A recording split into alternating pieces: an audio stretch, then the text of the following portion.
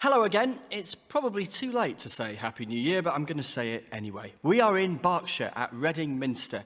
With me, in front of our live audience, the Crime and Policing Minister at Westminster, the Conservative MP Kit Malthouse, the Labour MP and Shadow Transport Minister Dhesi, one of Scotland's leading lawyers before turning to politics, the Scottish National Party MP Joanna, and the President of Reform UK and presenter on GB News, and former leader of UKIP and the Brexit Party, Nigel Farage. Reading, your Any Questions panel.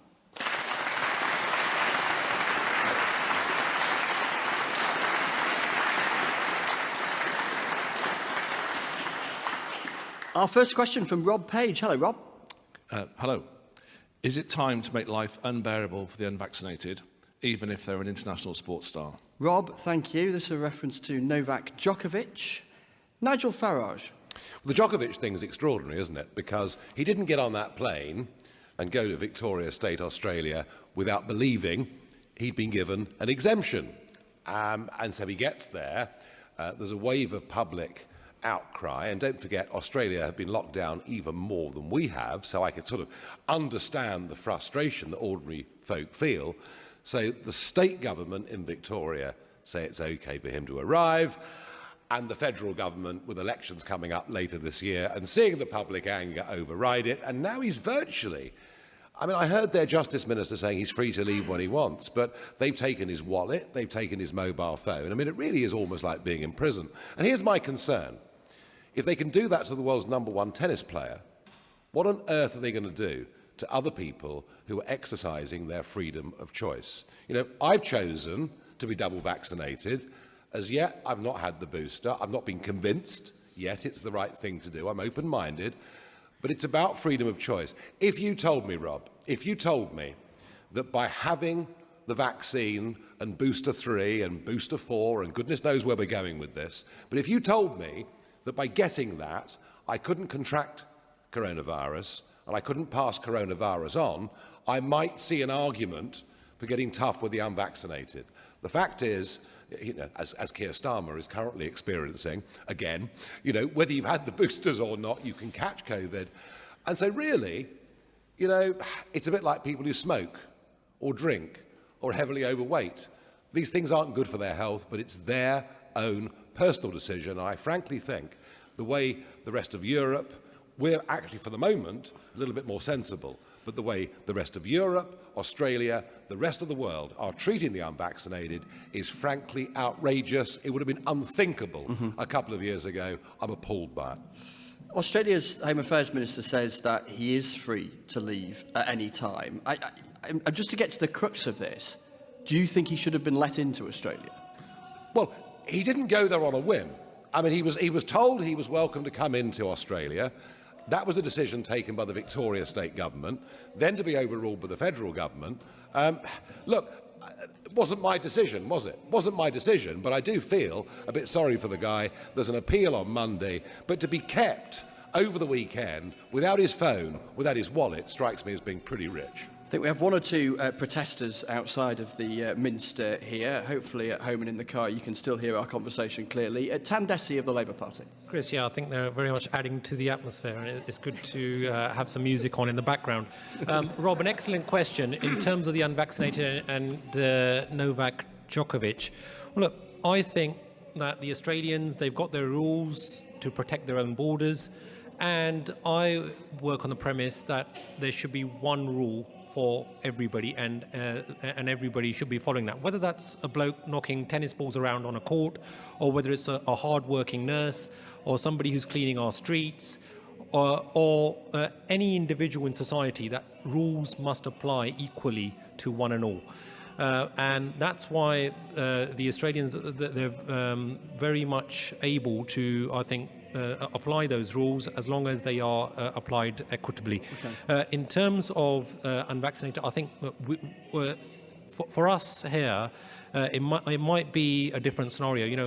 It might be a novel concept in the UK wherein we've got a Prime Minister who doesn't obey the rules, who doesn't think that certain rules apply to him or his cronies.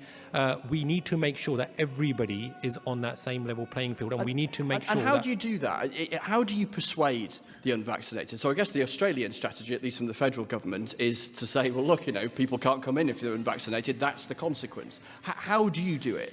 Lots of people will make the argument, go and get vaccinated. But how do you persuade those who aren't persuaded? Well, Chris, we need to have that education program. We need to make sure that, just like I did in Slough, we had multilingual videos. I made videos in Punjabi, Hindi, Urdu, as well as a bit of English, to get the message out there, so that we need to persuade people. However, what we also need to do is pass certain legislation, as we've just done, in terms of COVID passes, but we need to have that option of having a negative lateral flow test as well. Good. That's fine. That's fine. I mean, I don't object to that at all. I think, if we really believe that we want venues for this not to spread, provided the option of a negative lateral flow test is there, that's acceptable. What we're seeing in Europe, and in France in particular, is that option being removed. Joanna Cherry of the SNP. Well, look, I agree with Tan. You can't have one rule for the general populace and another rule for elites, whether it's political elites or sporting elites. And we've seen the anger that's happened in this country because it seemed that many people in the British government weren't following the rules that they set down for the rest of us to follow during COVID. And there is clear evidence that double vaccination significantly reduces the likelihood that a person will get COVID-19. And we know that there's a high percentage of people who are in hospital that haven't been vaccinated. And there's also clear evidence that certain settings are associated with an increased risk of transmission, particularly indoors, but also large events. And it's hard to imagine a larger event than the Australian Open. So I think it's right that Djokovic is being held to the same rules as the rest of the people who live in Australia. And I mean, I've got friends in Melbourne who've been in very strict lockdowns. Having said that, there does seem to be a degree of confusion about what he was given to understand before he entered the country. And what about Rob's point about, is it time to make life unbearable for the unvaccinated? Let's step away from Novak Djokovic. How do you go about, as I asked Tan, how do you go about persuading the currently unpersuaded? I don't like that language of making life unbearable, and I didn't like the language that President Macron used this week. I don't think it was I don't think it was appropriate for a head of state to use that because language. It won't work, or no, I don't think it's right. I mean, I really care passionately about civil liberties, and I don't think people should be forced to have the vaccination. On the other hand, we should look at the science and look at the evidence that, with a vaccination, you're less likely to get it and transmit it, and the high risk of spread in certain settings, and make it difficult for people to enter those settings if they can't show they've been double vaccinated or produce a negative lateral flow test. I think that's the way to go. And I'm the Deputy Chair of the Joint Committee of Human Rights at Westminster, so I really care about human rights and civil liberties. And we've looked at this quite anxiously. And, as an MP, I get a lot of emails from some constituents who are very keen on COVID vaccination certificates, some who are very worried about them from a civil liberties perspective. And I think the way forward that I've suggested is perhaps a middle route. Thank you. Kit Malthouse from the government. Would Novak Djokovic be welcome in the UK? That's a very good question. I mean, obviously, he'd have to comply with the conditions that we have of entry, which he'd have to have a pre-entry test, and then a day 2 and a day 8. And we have procedures in place for those who are unvaccinated or accessing the UK, and they have to go through fairly stringent testing processes to be able to do it. So if he satisfied that, he would. But in answer to the question, it is not time to make the life of the unvaccinated unbearable. That's not the way we've decided to pursue this particular campaign, successful as it has been. We hope that the statistics, when people see them, 90% of people in ICUs haven't had their booster,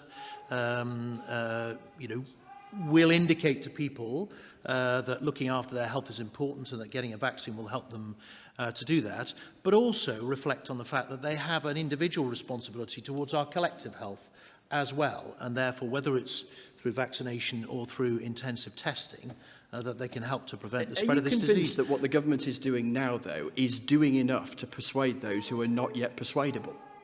Well, we are making enormous progress. I mean, 90% of people over 12 in this country have had at least one injection. So 10% haven't? Yeah, and 90%, and we're working on them, 90% of eligible over 50s have had their booster now. So we're making big progress, and I think we're seeing that, frankly, in the results. We're in a better position than we thought we would be. The Prime Minister's moonshot of getting everybody vaccinated, or an offer of a vaccination by Christmas, we broadly got there. We've still got some more to do, and as a result, we haven't had to have the more stringent restrictions that we've seen elsewhere on the continent. We used to have a compulsory vaccination in this country up until 1947.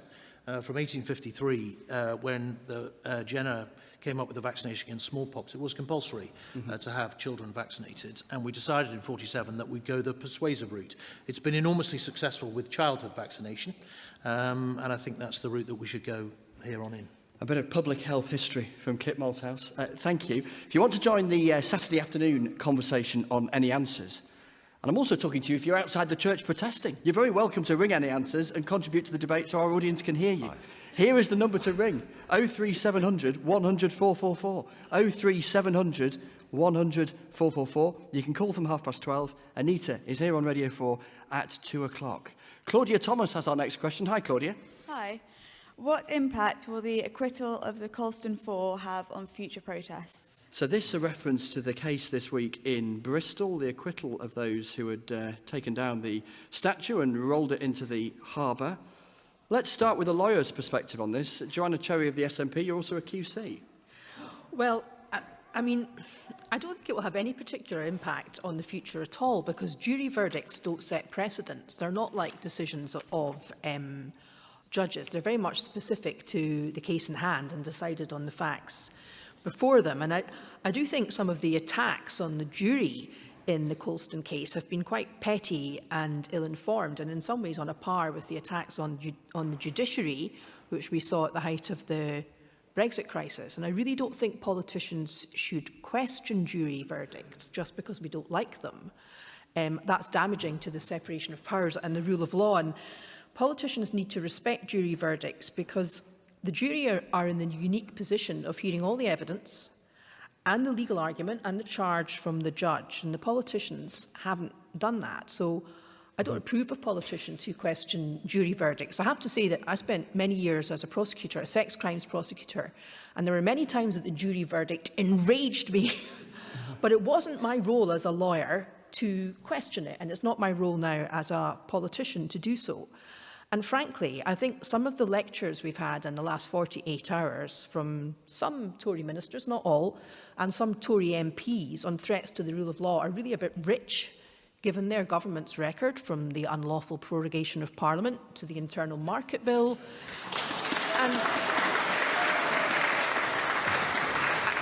And also the corruption we're currently seeing at the heart of the British government. So really, I won't take any lectures about the rule of law from the Tory party, and I don't think the Colston 4 or the Colston jury should either. And incidentally, I was a bit puzzled by the Attorney-General saying that she's going to refer this to the Court of Appeal, because she'd need to identify an error of law in order to do that. And I don't think she's actually done that. I think she just doesn't like the verdict very much.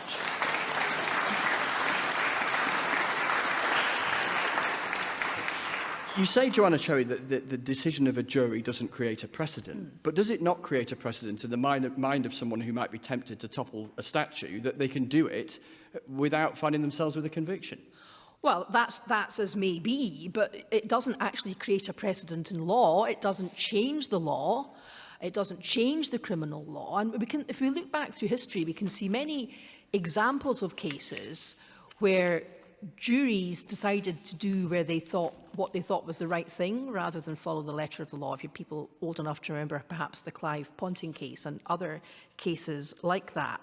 But you know, it's not often I agree with Jacob Rees-Mogg, but yesterday in the House of Commons he said that trial by jury is an ancient right and a great protector of freedom, and that doesn't mean that every decision made by every jury is one that will be welcomed by everyone, but it's an important protector of our liberties that we take the rough with the smooth. And I agreed with Jacob about that. Dhesi of the Dhesi of the Labour Party, I was reading Stephen Barrett, the barrister, writing in The Spectator on this the other day, saying in the UK we have a rules-based system. What seems to be instead rising is the idea of a values-based system, a system in which the rules bend depending on who is involved or depending on what they claim to believe. Is there something in that? Look, rules-based system is obviously very important within our polity. Claudia has asked an excellent question. I would say that, look, firstly, the decision was a matter for the justice system, and we as politicians should not be interfering in our judiciary's independence. And also, it should be the case that we need to recognise that the jury decision has not set a precedent. Also agree with Joanna and the comments of Jacob Rees-Mogg as well. But ultimately, I think what we need to recognise are some of the motives behind what's been happening with statues and the inability of individuals locally to have their voices heard. Those people had been campaigning for years to have their voice heard within Reading. And I think what should have happened was statues such as Colston's, they should have been removed and put up in museum, so that people can discuss and debate that particular issue rather than being put on a pedestal for all of us to admire. And I think that that's something else that we need to bear in mind, and also the context of the Black Lives Matters movement, because they help to highlight the structural inequalities and racism within our society as well. You say you don't want to offer a view on the decision of the jury, but you seem to be agreeing with them. No, look, what I'm saying is that the decision has been taken by the jury based on the evidence as presented to them in that particular case. I'm not privy to the various intricacies of that case and the evidence as was presented. But what we need to do is to actually deal with some of the inequalities. Now, the Labour Party actually commissioned the Lawrence Review, and unfortunately the government has not even taken on board even one of those 20 recommendations. So we need to be dealing with those particular issues, having a debate and a discussion, but we also need to respect the laws as set out. Nigel Farage. Well, if the police had done their job, there wouldn't have been a court case. I mean, that's the most astonishing thing to me, is the police just stood by and allowed a group of people to tear down a public monument. It's irrelevant that it was Colston. It's irrelevant that it was this big benefactor to Bristol who'd made a fortune through slavery. It's irrelevant. It could have been Mahatma Gandhi. It could have been Nelson Mandela. That's irrelevant. Was an act of criminal damage committed? Yes. And in fact, the 4 people that did it admitted they'd done it. And yet a jury, it seemed to me to be a political decision. It's as if actually it was Colston that was on trial and not the 4 privileged white men.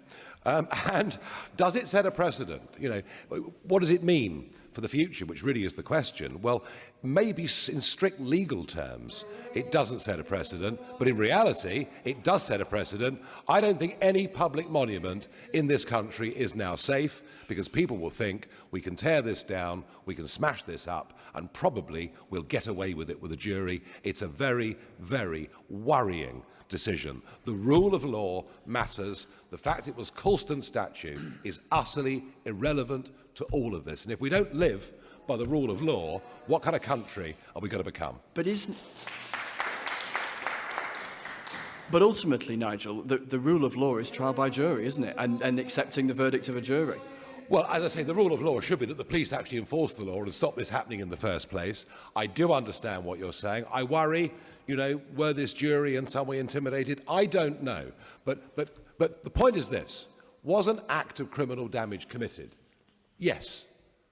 How could the jury possibly not have found for that? It may be a one-off case in legal terms. My concern is really getting back to Claudia's question. My concern is what this means. And who knows, it could be a power station. You know, let's go and vandalise a power station because it emits carbon and that causes climate change. You know, let's go and, tear down a monument to war because we believe that all wars are wrong. This is very, very concerning. I'd be very surprised if we don't see more attacks on public monuments pretty quickly. Kit Malthouse for the government.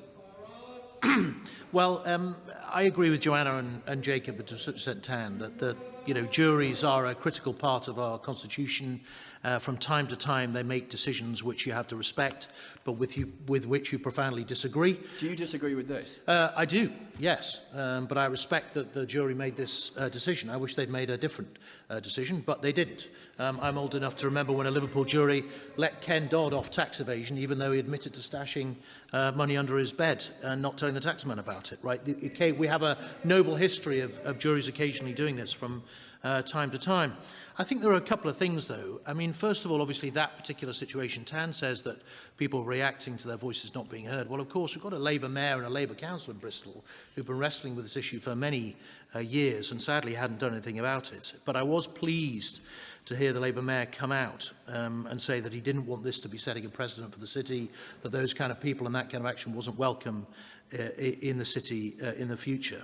And from Nigel's point of view on the police, look, this was a very dynamic situation where the police commander on the ground had to react to a very fast-moving position. He had to take a decision about whether to put his officers in danger or to observe and then pursue following the event, which often is the more sensible way to go, and that's what he decided to do. And you have to respect that operational decision in the moment. And I know Nigel is a great supporter of the police, and I hope that I am a supporter. I hope he recognises that they were trying to do their best in very challenging circumstances. And in the wider sense of it, I hope and believe it won't set a precedent. I mean, in terms of Nigel's point about this expanding further, you will know we've got a policing bill going through at the moment where there are measures around public order, particularly, though, in the light of some of the processes that we've seen targeting infrastructure and roads. We are bringing in now specific offences for people who do target infrastructure and roads, and hopefully those will deter people from doing so. On the police, as policing minister, I mean, the most astonishing thing wasn't just what happened in Bristol, it's what happened in London.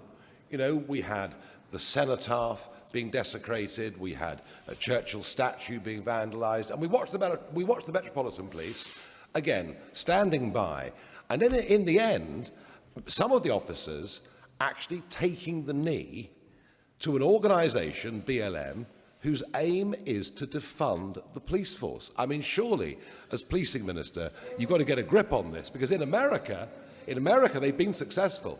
There are cities in America where, following BLM riots, the police have been defunded, and in those cities, the murder rate is up 30% in the last year. Well, you need to get a grip, Kit. Well, that's not going to happen here. I mean, I think that's a very unfair characterisation, Nigel. It's easy to watch on television and think that it's all very simple. On all of those days, there were large numbers of police officers who were injured doing what they were doing. Managing public order in a possibly violent situation can be very difficult, and you have to bear in mind that you've got a crowd which could escalate if you are overly assertive, at the same time as being ready if they do. The Metropolitan Police is one of the best managers of public order in the world, and they've developed their tactics over many years. Now, in terms of the offences that you've mentioned, certainly there was a prosecution for the desecration of the cenotaph. Yeah. Now, there's a debate about whether the penalties available for that kind of criminal damage are enough.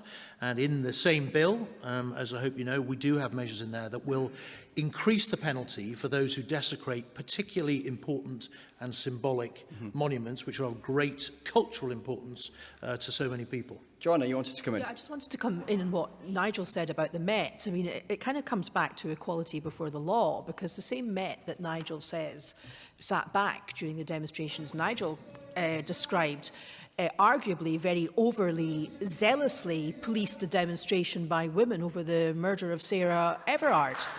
And likewise,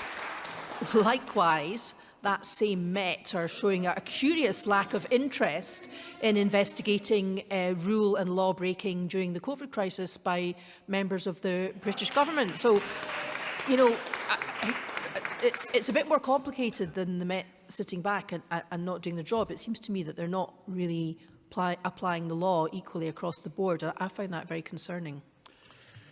Thank you.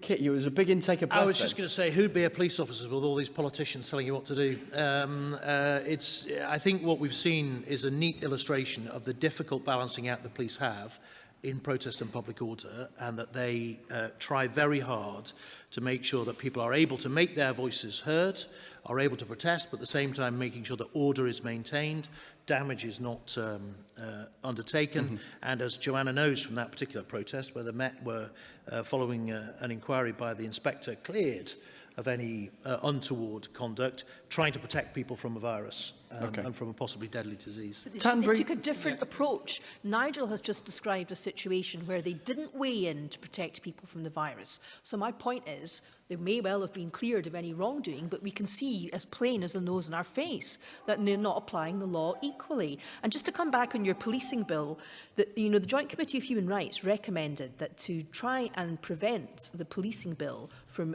policing from being overzealous, that you should put on the face of that bill a protection for the right of freedom of assembly and freedom of expression. And you won't do that, despite the fact that Dominic Raab has said that the two most important rights he wants to strengthen in this Bill of Rights he wants to do are freedom of expression and the right to trial by jury. So if you really do believe in freedom of expression, put it on the face of the bill and protect people's right to protest. Thank you. Peacefully.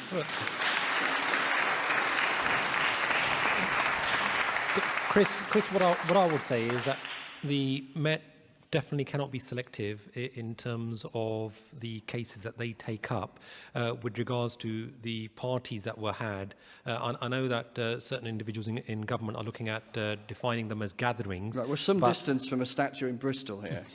but obviously related to the Met Police. But I do acknowledge that the Met and other police forces have a very, very difficult job on their hand because of the huge cuts to policing. More than 21,000 police officers cut, which is ensuring that they are not able to deal with all issues of public disorder. Thank you. Robert Dimmick with our next question. Hello, Robert. Hello. Does the panel agree with the Bishop of Reading, Olivia Graham, in associating the dreadful rise in knife crime with the deep cuts in children's services in recent years? Thank you, Robert. Crime and Policing Minister Kit Malthouse. No, I don't think there's necessarily a direct connection between government expenditure of any kind and crime itself. None at all? I don't think there's a direct connection.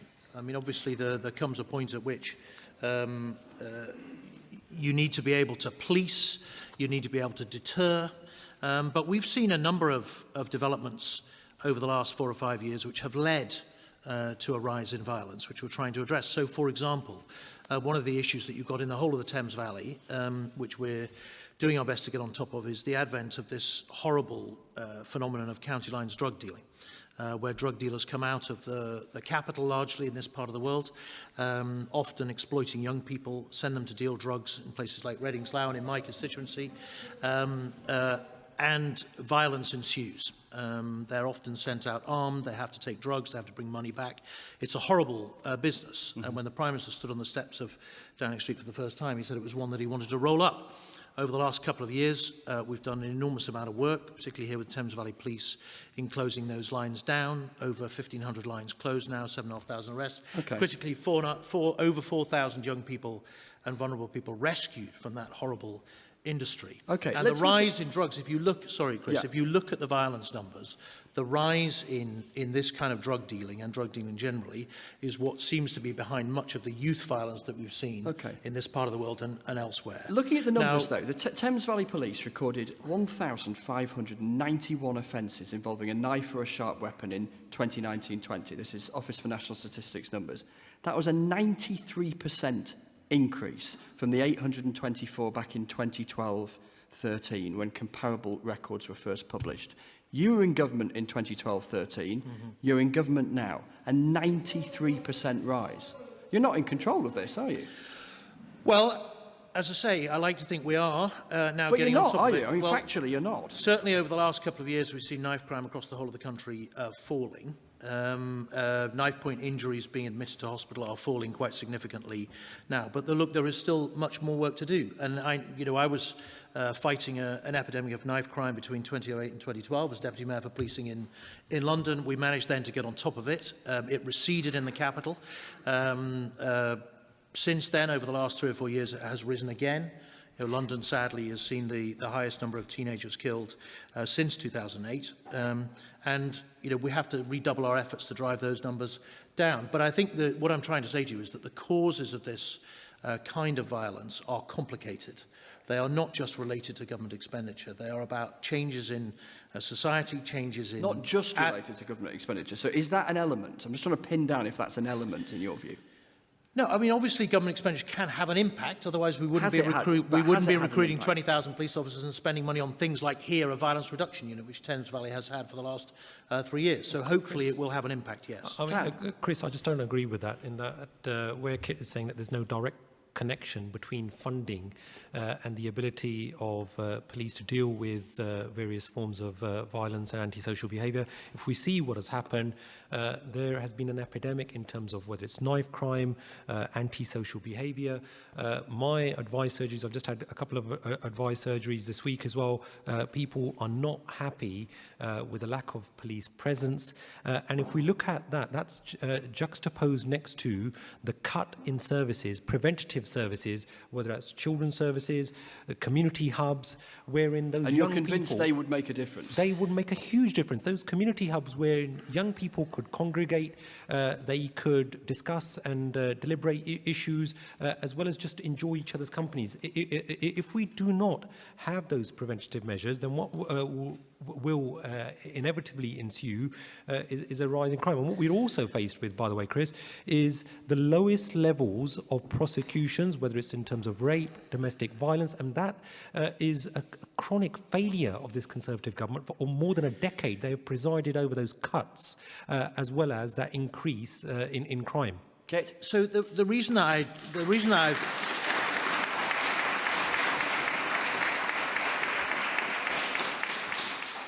say what I do and disagree with that is if you look back in history, if you look at 2006, 7, 8, right, in London, when Ken Livingstone was mayor and Gordon Brown was prime minister, and they were busy spending money like water on certainly these kind of preventative measures and all the youth intervention, all the rest of it, we saw knife crime rising very significantly in the capital, to the extent, Tan, that it cost Ken Livingstone at least we weren't spending the money on water cannons. We were... don't be. It's a ridiculous thing to say. That was years after that. Let's talk about... But look, the point is, by 2008, 29 young people were killed, and that was off the back of significant government spending. Okay. What I'm saying to you is that the causes of that kind of violence, in my experience, are much more complicated. Now, we were successful. We got it down from 29 in 2008 to 8 in 2012. Still too many, still 8 too many. But there are things you can do to drive it down further, and that's what we're doing. We're going to bring in Joanna and Nigel in a second. I just want to come back to you, Kit, on the specific of Robert's question and indeed the Bishop's observation around children's services, youth clubs. Because youth clubs say they're still waiting to receive 500 million quid promised by the government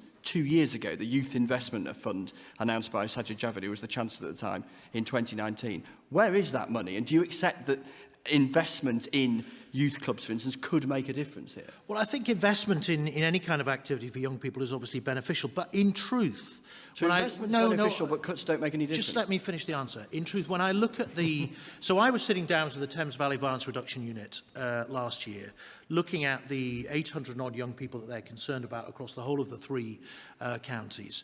And it became very clear that those who are most likely to be involved in violence have much more complicated and difficult problems than will be addressed by youth diversion schemes or youth provision. Right? These are individuals who often need some kind of quasi-medical intervention to deal with the problems that they've got. And that is exactly what we're funding through the Violence Reduction Unit funding that we put in place over the last 3 years and will do over the next 3 years as well to try and drive those numbers down. Over the first half of the last decade, crime fell across the UK. It then changed and morphed, and we got this advent, as I say, of this drug dealing up and down the Thames Valley, which meant it started to rise again, and that is what we're now addressing with 20,000 extra police officers and more money generally for fighting crime. And I'm in the eye of that storm, as I was back between 08 and 12, and hopefully we'll be making a difference. Joanna Cherry of the Scottish National Party, certainly as far as the drugs element of the whole question around knife crime is concerned, we see horrendous statistics, don't we, in Scotland as far as drugs deaths are concerned, the worst in Europe by a long way. How do you... We do, and there's... How do you take on Robert's question and the Bishop's observation? There's a whole strategy been implemented by the Scottish Government to deal with that, and a special commission set up to deal with it. But on the specific issue of knife crime, I think the Bishop makes a very good point, because a lot of knife crime is committed by young men who are barely more than children. And Kit has spoken about the violence reduction units in England. Now, they're modelled on something that began in Scotland over a decade ago, which was a public health approach to dealing with knife crime. And that's seen knife crime plummet in Scotland over the last decade. Because a decade ago, Scotland and Glasgow in particular had a very, very serious problem with knife crime. You may know that at that time, Glasgow was known as the murder capital of Western Europe, and at the time I was working as a prosecutor. I came face to face with the results of knife crime on a daily basis, and there were mainly crimes committed by really quite foolish young men who didn't realise the dangers that they were posing to other, mainly young men actually, by carrying a knife. And Police Scotland set up something called the Violence Reduction Unit, which took a holistic approach to dealing with this problem, and it's borne great results. And I think Kit would confirm that it was looking north to the results in Scotland that has led to the adoption of this approach south of the border, and the Scottish Government are still funding it on a national basis. So I think the Bishop has hit on something, because I think the Violence Reduction Unit in Glasgow largely worked with young men and young men who'd got involved in gangs. And what it did was it introduced them to the wives, girlfriends, mums and sisters of other young men who had been murdered as a result of knife crime. And it let them see the results of their actions. And I think what youth work does is it stops individual young people from becoming alienated from society. So I think the Bishop has made his point very well, and I would tend to agree with him. Her point.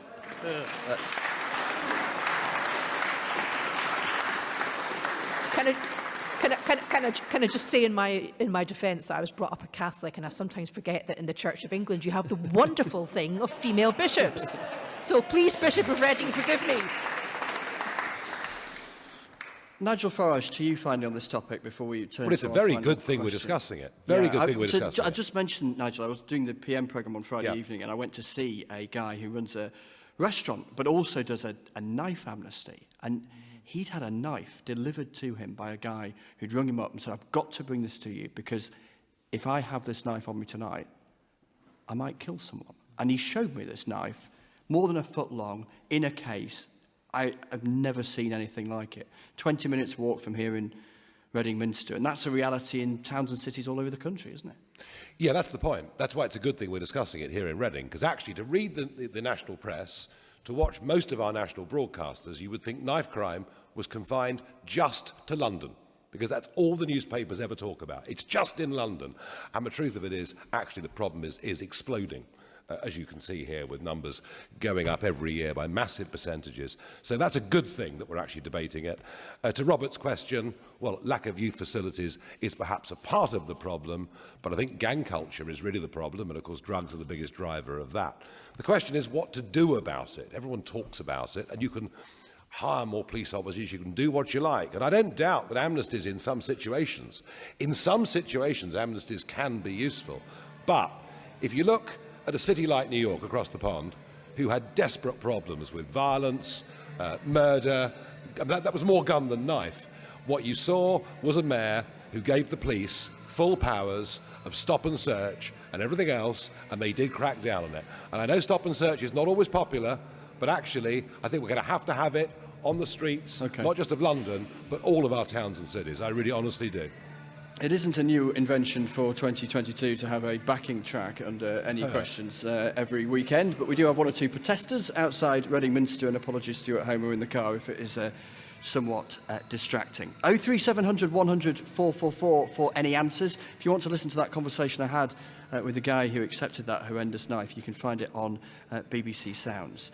Jane Davidson next. Hello, Jane. Hi. Has Boris got Brexit done? If so, how long will Northern Ireland remain in the UK? Dhesi of the Labour Party first on this. Jane, I think we were promised by Boris Johnson an oven-ready deal. Instead, we've got a burnt Brexit deal. We were promised that there would that be you voted for. No, there would be no. We either had that option or a no deal. So that is why, under duress, that's what the only thing that we could vote for. But in terms of what we were promised about getting Brexit done, we were promised that there would be no border down the Irish Sea. Instead, we have got a customs and regulatory border. With regards to your point about Northern Ireland, that has made relations between Great Britain and Northern Ireland even more tense, because they are part of the common market. We in Great Britain are not. We've also got the problems about whether this government will be respecting the Northern Ireland Protocol and the Good Friday Agreement. We've got the additional problems of more checks, more bureaucracy for our businesses. We were promised that there will be less bureaucracy. Okay. Instead, we ended up with a lorry park along the M20, not too far away from here, and a whole plethora of other issues. Okay, I hear your critique. What's Labour's solution?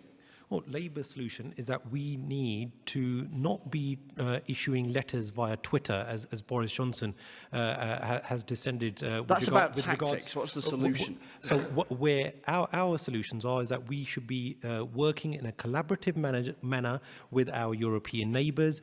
We need to make sure that we build, whether it's veterinary agreements, whether it's in terms of having mutual recognition of our goods. The financial services sector, for example, has been dealt a very bad blow along with other sectors. The farming, fishing industries that were promised sunny uplands, where are we now with them? So on a whole array of measures, Boris Johnson has failed, and the person that he had tasked, Chris, to actually head up this mission of negotiating a Brexit deal, after having made an absolute catastrophe of that, he has now left the Prime Minister in the lurch by resigning and left Boris Johnson holding the can. A reference there to Lord Frost. Let's bring in Kit Malthouse from the government. Jane asks, has Boris got Brexit done?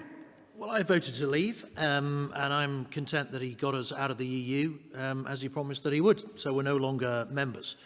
We've obviously got to... But does that mean he's got Brexit done? Because people will interpret and define Brexit in different ways. Well, as far as I'm concerned, my definition of it, yes, he did. And I think everybody at the time would have accepted that he did. We obviously still have to resolve some issues, as you would imagine. It took us, I think 14 years to get into the EU. It might take us a little longer to deal with some of the consequences of that, including, obviously, the situation in Northern Ireland, which we have to resolve. Do you think it's made it more likely, sorry to interrupt you, but to address Jane's question directly, has it made it more likely that one day there'll be a united Ireland? I don't think it has, no. And in terms of her question, Northern Ireland will remain a part of the UK until the people of Northern Ireland decide differently. That's embedded in the Good Friday Agreement. That is part of the overall arrangement on that island, that the democratic consent of those people in majority has to be sought. And I don't see any reason to believe that they would change their minds, which is that they want to be part of the United Kingdom. Okay. We're going to be in Northern Ireland on any questions in a couple of weeks' time. And, of course, there are elections to the Assembly, to Stormont, coming up in May. Joanna Cherry of the SNP. No, I don't think Boris has got Brexit done. It's not nearly done, but in the process of trying to do it, what he has done is to do in British business. Now, you remember during the campaign, Boris was asked, what about business? And he used a very rude word that I can't say on any questions, beginning Please with F don't. and ending with K, in relation to business. And he has done that to business, because on the 1st of January this year, a whole new raft of costly customs bureaucracy came into force. Now, we don't hear very much about this, and we don't hear enough about it from the official opposition, actually, because it's crippling business, particularly small and medium enterprises. And at the same time, as these companies are struggling to deal with trouble in the food supply and trouble in food chains as a result of the pandemic, they're also having to cope with a whole new maze of acronyms, regulations, online forms and new So what's the solution? systems. The solution is that the United Kingdom and the nations of the United Kingdom should be in the single market and the customs union where we belong. Now, Here we go again. Oh, dear.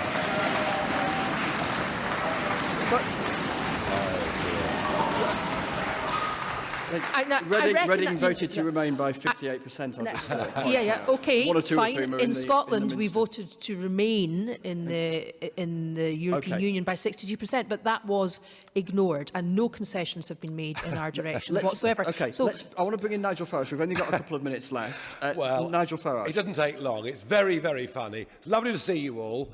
If you really think Britain's going to rejoin the European Union, I don't know what you're smoking, but give it up. All right?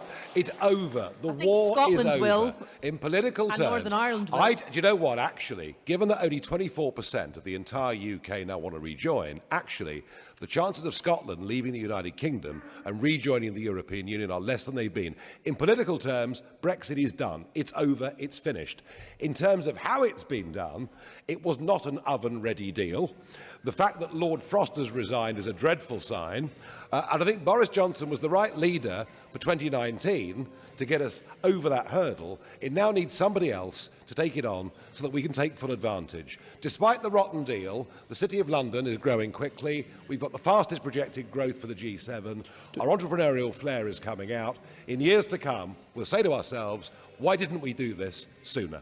What about the essence at the heart of Jane's question about Northern Ireland and whether the current situation, Nigel Farage, makes Northern Ireland throwing in its lot with the Republic rather than staying in the UK more likely? I don't see that, but actually what is so awful is the Prime Minister just did not tell the truth to the people of Northern Ireland. They've been annexed, that it's an absolute disgrace, and Article 16 must be triggered. They must be kept part of the United Kingdom. They absolutely must. Nigel Farage suggesting, Kit Malthouse, that the Prime Minister might tell porkies now and again.